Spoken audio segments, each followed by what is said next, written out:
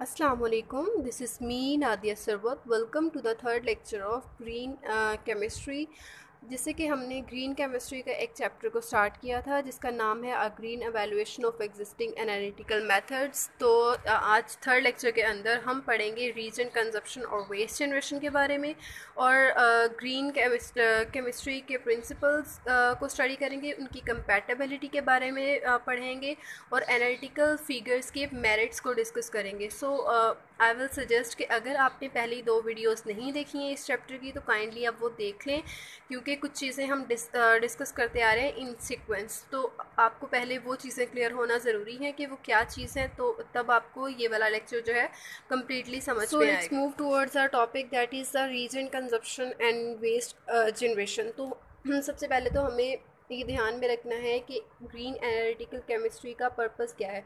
सो इसका पर्पस ये है कि ये सॉल्वेंट और रीजेंट की कंजप्शन को कम कर देगा, रिड्यूस कर देगा। और सेकेंड पॉइंट इज़ के डिफरेंट एनालिटिकल मेथडोलॉजीज़ के अंदर जो हम रीजेंट यूज़ कर रहे हैं इसकी अमाउंट के बारे में हमें बताएगा। और थर्ड पॉइंट ये है कि ये हमें सॉल्वेंट, रीजेंट और सैम्पल की अमाउंट के बारे में भी बताता है। और फोर्थ पॉइंट ये है हमारे पास कि जब हम एनालिटिकल मेथड की बात करते हैं, एनालिटिकल केमिस्ट्री की बात करते हैं, तो वहाँ पर हमें एक क्लीनिंग सोल्यूशन भी रिक्वायर्ड होता है फॉर क्लीनिंग पर्पसेस। सो अगर हम एनालिटिकल स्टेप्स को डिस्कस करें तो उसके अंदर सबसे पहला स्टेप हमारे पास सैम्पलिंग आता है और सैम्पल ट्रीटमेंट, जिसके नतीजे में हमारे पास बहुत ज़्यादा अमाउंट में क्या हो जाएगा, वेस्ट जनरेट हो जाता है। ठीक है। और अगर हम सैम्पलिंग स्टेप को देखें तो इसके अंदर क्या होगा,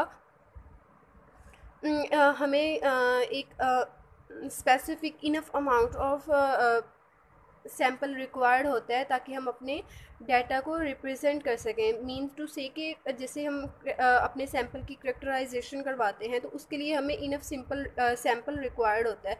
तो हर मेथड के अंदर या हर रिसर्च के अंदर जो हम अपना सैम्पल तैयार करते हैं, हमें एटलीस्ट इतना सैम्पल हमारे पास होना चाहिए कि हम अपने डाटा को रिप्रेजेंट कर सकें कि हमने क्या चीज़ किस तरह से की है। सो जब हमारे और नेक्स्ट पॉइंट है हमारे पास कि जो हमारे पास क्रूड फॉर्म में सैंपल होता है, मींस कि जो रफली हमारे पास सैंपल आता है उसको हमने क्या करना होता है, उसको हमने अपनी लैब के अंदर ट्रांसपोर्ट करना होता है। अगर हम बात करते हैं ऐसे मेथड्स की जो हमने रिसेंटली डिस्कवर किए हैं, तो वो मेथड्स हमें अलाउ करते हैं कि हम अपने ओरिजिनल सैंपल के साइज़ को रिड्यूस कर दें। ठीक है। और ये साइज रिडक्शन जो है हमें अलाउ करती है कि हम माइक्रो सैम्पल्स की एनालिसिस करवाएं और उस माइक्रो सैम्पल की एनालिसिस के ज़रिए से हम अपने मैक्रो सैम्पल्स की स्पेशल इंफॉर्मेशन को अचीव कर सकते हैं। ठीक है। और ये मेथड जो है वो बहुत ज़्यादा कॉमन हो रहा है, मींस कि ये बहुत ज़्यादा इन यूज़ हो रहा है। जैसे कि हमने अपने रिसर्च वर्क जो हम करते हैं वहाँ पे हम सैम्पल्स तैयार करते हैं, उसके बाद हम करेक्टराइजेशन करवाते हैं, तो उसके लिए भी हम अपने माइक्रो सैम्पल्स ही यूज़ करते हैं ज़्यादातर।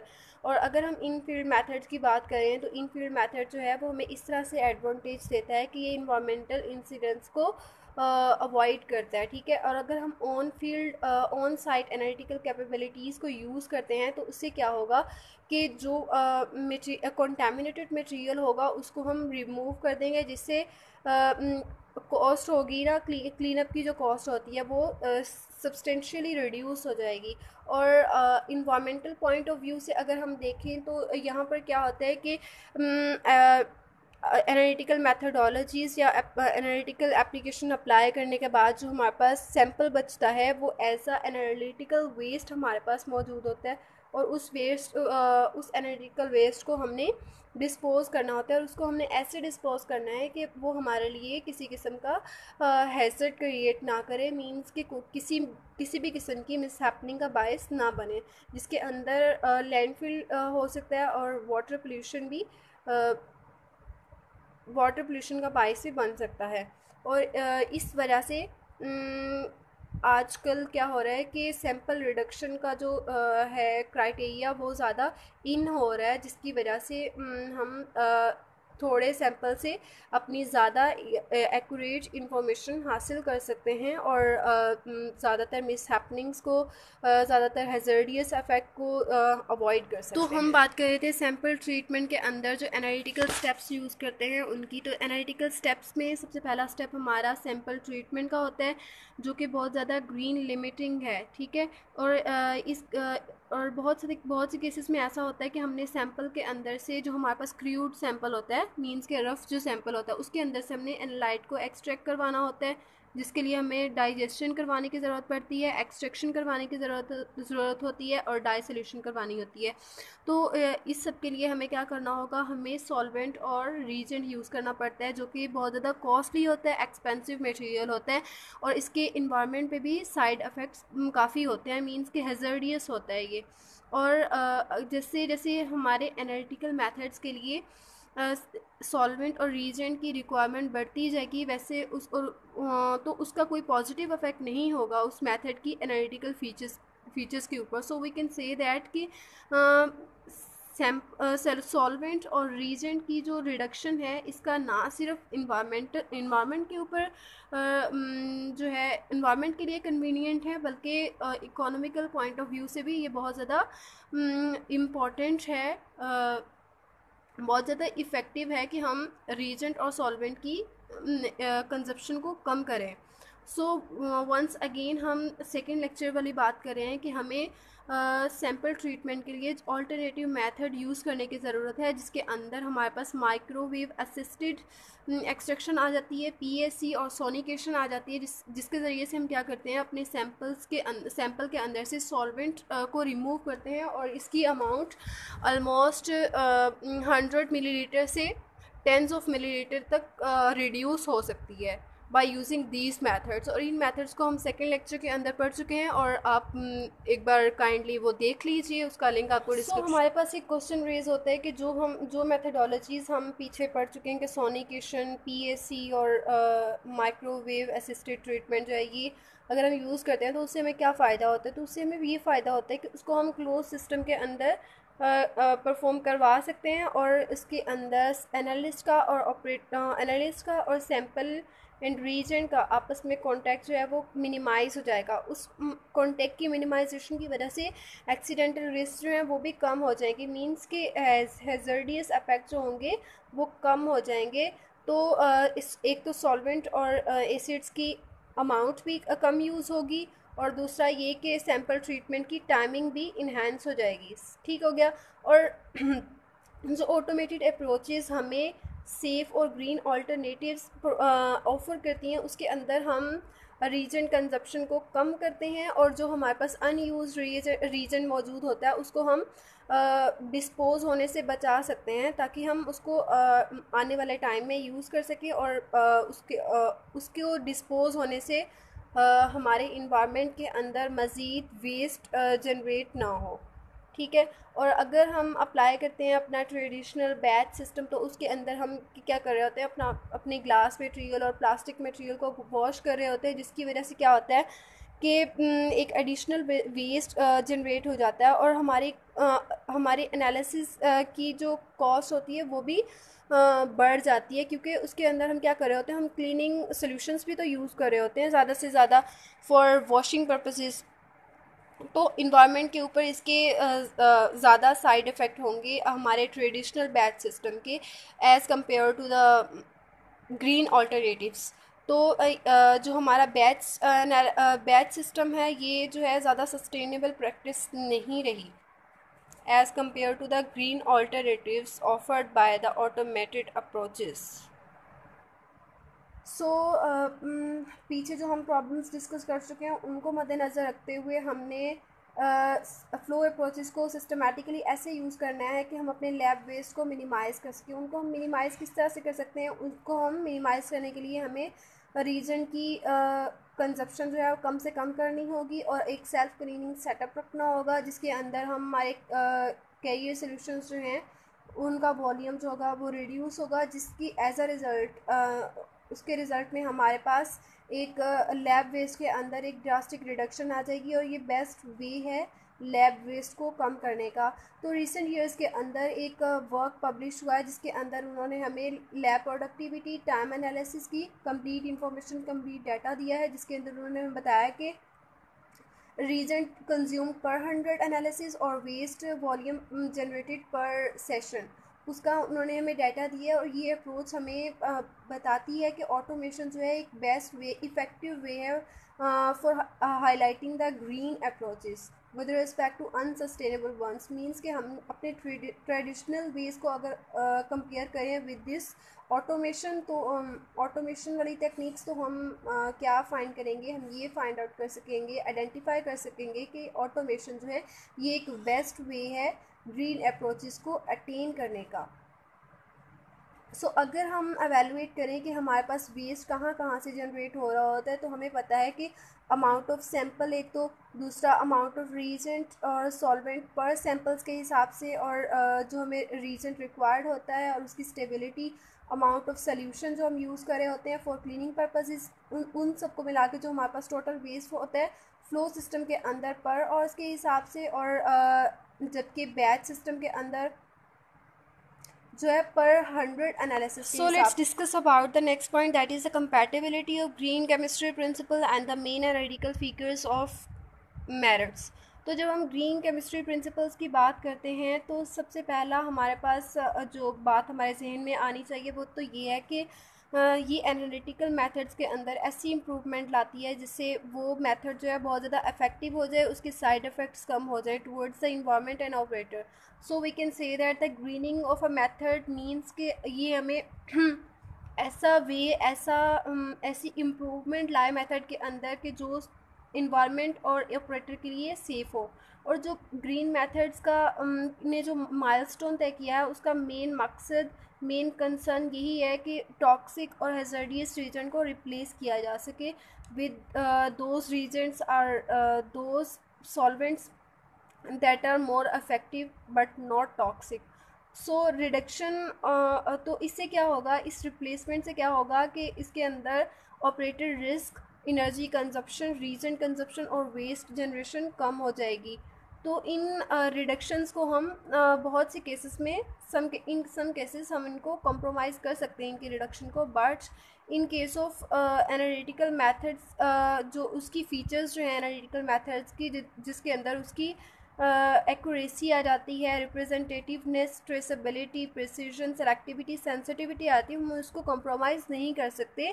क्योंकि जब हम रिप्लेसमेंट करवाते हैं ना रीजन की, तो ये चीज़ें जो हैं इनके अंदर चेंजेस आ रहे होते हैं, ये इफ़ेक्ट हो रही होती है एक्यूरेसी और सेलेक्टिविटी। तो हमने मिनिएचराइजेशन, इसका मतलब ये है कि मिनिएचराइजेशन जो है ये अफेक्ट करती है उसको टॉक्सिसिटी, ये अफेक्ट करती है सेंसिटिविटी को और सेलेक्टिविटी को और एक्यूरेसी को। तो हमने ऐसी ऑटोमेशन, ऐसी ट्रेसेबिलिटी, ऐसा मेथड यूज़ करना है जिसके अंदर हम सेंसिटिविटी को अटेन कर सकें, एक्यूरेसी को भी मेंटेन रख सकें, और उस मिनिएचराइजेशन टेक्निक को फॉलो करते हुए हम डिलीटरियस इफेक्ट को भी कम कर सकें और अपनी जो सेलेक्टिविटी और प्रिसिशन एनहांसमेंट है उसको भी गेन कर सकें। हमने ऐसा मेथड, ऐसा greening method. So when we talk about the replacement of reagent, तो हमें इन दो प्रॉपर्टीज़ को हमेशा अपने माइंड में रखना है, सेलेक्टिविटी और एक्यूरेसी। इनको हमने रिप्लेसमेंट ऑफ रीजेंट के दौरान हमने इसको लाजमी अटेन करना है। अगर ये दो प्रॉपर्टीज़ हमें रिप्लेसमेंट मेथड से नहीं मिलती हैं, ऐसा मेथड जिसके अंदर हम alternative non toxic reagent use करते हैं, उस ऑल्टरनेटिव नॉन टॉक्सिक रीजेंट से हमें ये सेलेक्टिविटी और एक्यूरेसी नहीं मिल रही हो, तो वो रिप्लेसमेंट हमारे लिए एक्सेप्टेबल नहीं होगा। इस कंडीशन में हम क्या करेंगे, हम अपना वही हैज़ार्डियस रीजन जो होगा पहले वाला वही यूज़ करेंगे, बट वी मस्ट ट्राई कि हम जितनी उसकी कम से कम अमाउंट होगी उतनी कम अमाउंट यूज़ करने की कोशिश करें, ताकि उसके साथ एसोसिएटेड रिस्क हैं उनको हम कम कर सकें। सो ऑल्टरनेटिव सैम्पल ट्रीटमेंट मेथड के अंदर जो हम ग्रीन ऑल्टरनेटिव्स यूज़ करते हैं, उन ग्रीन ऑल्टरनेटिव से भी हमें वही एक्सट्रैक्शन रिकवरीज मिलनी चाहिए जो हमें क्लासिकल एनालिटिकल मेथड से मिलती हैं। मींस के वही एक्यूरेसी हमें मिलना ज़रूरी है, वही एक्यूरेसी और वही सेलेक्टिविटी हमारे पास मौजूद होनी चाहिए। सो मिनिएचराइजेशन टेक्निक जब हम यूज़ करते हैं एनालिटिकल सिस्टम के लिए, एनालिटिकल केमिस्ट्री के अंदर जो इम्पॉर्टेंट इश्यूज आते हैं वो ये हैं कि इस मिनिएचराइजेशन जो है हमें ऑफ़र करती है कि हम अपना एनालिसिस की हाई परफॉर्मेंस करवा सकें। रिपीट एनालिसिस हो सकता है इससे विद लो कॉस्ट ऑपरेशन, और इन्वायरमेंटल कंपैटिबिलिटी होती है, मींस कि इसकी ये ज़्यादा इफ़ेक्टिव वे है to reduce the environmental pollution, या फिर इन्वायरमेंट ये जो हज़ार्डियस इफ़ेक्ट हैं उनको मिनिमाइज़ करने के लिए मिनिएचराइजेशन जो है ये बेस्ट वे है।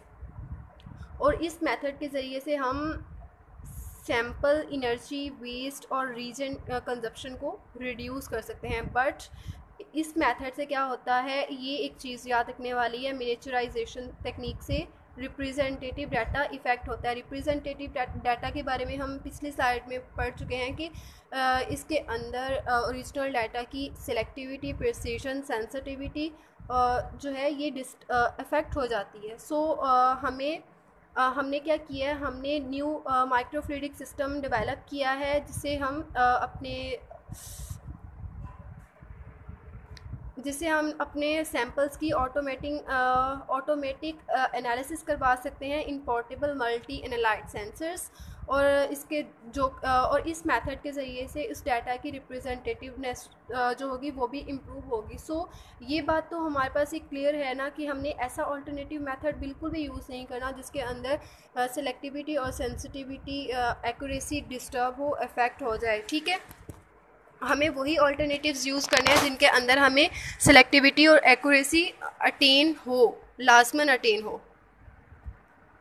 So this is about the analytical figures of the merit, के एनालिटिकल फिगर्स को जब हम यूज़ करते हैं तो क्या क्या मेरिट्स हमारे पास हो सकते हैं, और ग्रीन ऑब्जेक्टिव्स हमारे ये हैं। और इसके एनालिटिकल फिगर्स के जो मेरिट्स है उसके अंदर एक्यूरेसी, ट्रेसेबिलिटी, रिप्रेजेंटेटिविटी और प्रिसीजन, सेलेक्टिविटी, सेंसिटिविटी, ये चीज़ें आपको पता थी। तो ये तो इसके हो गए मेरिट्स। और अगर हम ग्रीन ऑब्जेक्टिव्स की बात करते हैं तो इसके अंदर टॉक्सिक रीजन रिप्लेसमेंट आ जाता है, रीजन कंजप्शन आ जाता है, हमने रीजन कंजप्शन को कम करवाना होता है, एनर्जी कंजप्शन को भी कम करवाना है। ठीक है, और जो हम टूल्स यूज़ कर रहे होते हैं वो हम इन दोनों मेथड्स के दरमियान जो हम टूल्स यूज़ कर रहे होते हैं वो हम कर रहे होते हैं replacement, miniaturization, automation, detoxification of waste. ठीक है, और इन दोनों की हम कंपैटिबिलिटी को इस तरह से मैच करना है कि हमें जो हमारा ओरिजिनल डाटा है, ओरिजिनल सैंपल है, हमें उसकी एक्यूरेसी, सेलेक्टिविटी, सेंसिटिविटी, प्रिसिशन जो है लाजमी हासिल हो जाए। हमें ऐसे ग्रीन ऑब्जेक्टिव्स को, ग्रीन प्रिंसिपल्स को यूज़ करना है ताकि हम उस एनालिटिकल मेथड को ग्रीन और मोर इफ़ेक्टिव बना सकें। सो अब हम बात कर लेते हैं ऑटोमेशन की। ऑटोमेशन केमिस्ट्री के अंदर ऐसा सिस्टम है जो किसी भी रिएक्शन की कंडीशंस को कंट्रोल कर सकता है और उसके अंदर ह्यूमन एरर्स को रिड्यूस कर देगा। जब ह्यूमन एरर्स को रिड्यूस करेगा तो जो हमारे पास डाटा आएगा वो ऑलमोस्ट 100% होगा, उसका रिज़ल्ट बहुत अच्छा होगा, मींस इफ़ेक्टिव मेथड होगा। सो ऑटोमेशन जो है एक ईजीएस्ट वे है जिसके ज़रिए से हम किसी भी मेथड की ग्रीनिंग कर सकते हैं। किसी भी एनालिटिकल मेथड की ग्रीनिंग ऑटोमेशन के ज़रिए से पॉसिबल है, और ये इकोनॉमी कंजप्शन मींस टू से कि ये ज़्यादा कॉस्टली नहीं है। और इसके अलावा ऑटोमेशन जो है प्रिसीजन और सेलेक्टिविटी को भी इंक्रीज़ कर देता है और इन्हेंस कर देता है ट्रेसेबिलिटी को भी, bye avoiding the manual handling. तो ऑटोमेशन के नतीजे में सिर्फ एक सेंसिटिविटी है जो थोड़ी बहुत इफ़ेक्ट होती है, लेकिन हम इसको भी अवॉइड कर सकते हैं by increasing the sample size. जब तक हमें ट्रांजिएंट सिग्नल नहीं मिलता तब तक हम क्या करेंगे, सैम्पल साइज़ को इंक्रीज़ करते जाएंगे, जिसकी वजह से क्या होगा कि जिसकी वजह से हमें सैम्पल की सेंसिटिविटी जो है वो अटेन हो जाएगी। इस तमाम डिस्कशन से हमने ये रिज़ल्ट निकाला है कि किसी भी एनालिटिकल मेथड के ग्रीन एस्पेक्ट्स को हम तब तक हम अकेले एनालिटिकल फिगर्स को मद्देनज़र रखते हुए उसको एवेलुएट नहीं कर सकते। जबकि अगर हम ग्रीनिंग टास्क को ग्रीन केमिस्ट्री के प्रिंसिपल्स को अगर हम देखते हैं, उनकी कंपैटिबिलिटी को देखते हैं, तो उस उन प्रिंसिपल्स को फॉलो करते हुए हम एक्यूरेसी, सेलेक्टिविटी, सेंसिटिविटी को अटेन कर सकते हैं, प्रिजर्व कर सकते हैं। और इसके साथ साथ हमें ऑपरेटर्स के लिए भी रिस्क जो होंगे उनको भी हम कम कर सकेंगे, और अपने एनालिसिस की जो स्पीड है उसको भी हम बढ़ा सकते हैं, और कॉस्ट भी कम कर सकते हैं। इसके अलावा डिलीटरियस इफेक्ट को भी मिनिमाइज़ कर सकेंगे। किसी भी मेथड को की ग्रीनिंग के लिए सबसे ज़्यादा रिस्पॉन्सिबिलिटी एनालिटिकल केमिस्ट पे जाती है कि वो अपने जिस भी एनालिटिकल मेथड पर काम कर रहा है उसके फाइनल ऑब्जेक्टिव्स को माइंड में रखे कि वो किस तरह से उसके अंदर आने वाली प्रॉब्लम्स को मिनिमाइज़ करेगा, और किस तरह से उसकी कॉस्ट और हैज़र्डियस इफ़ेक्ट को मिनिमाइज़ करेगा, किस तरह से उसकी इफ़ेक्टिवनेस को बढ़ा सकेगा। कोई भी ऐसी ग्रीनिंग एक्टिविटी जिसके अंदर उस एनालिटिकल मेथड की सॉरी टू से उस सैंपल की सेलेक्टिविटी, सेंसिटिविटी जो है वो अफेक्ट हो रही है, ऐसी ग्रीनिंग हमें नहीं चाहिए, वो एप्लीकेबल नहीं है। So this is all about our green evaluation of existing analytical methods. Thank you so much for watching. Allah Hafiz.